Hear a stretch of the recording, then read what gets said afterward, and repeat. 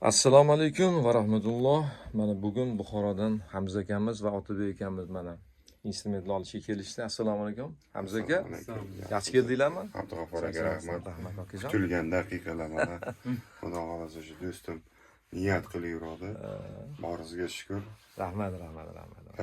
Ustoz sifatida sizni hurmat qilamiz. Telegramda ham, Instagramda ham kuzatib boramiz aka. Rahmat. Boringizga shukr. Shuni bir do'stimizga hadya qilayotgandik. Nasib Otabek akamizga. Bu yoshlikdan shu 1-sinfdan qiziqib keladi-da.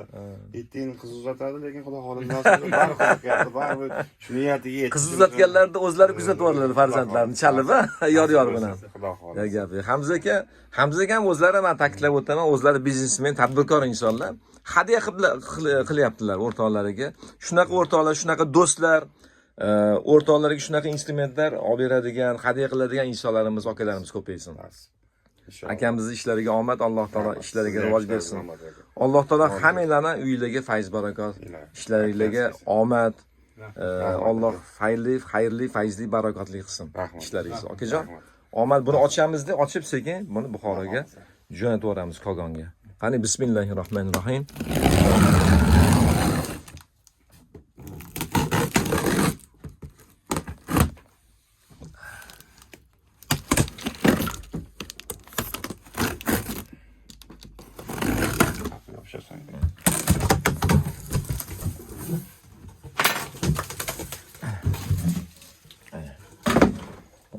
Akalar buyursin.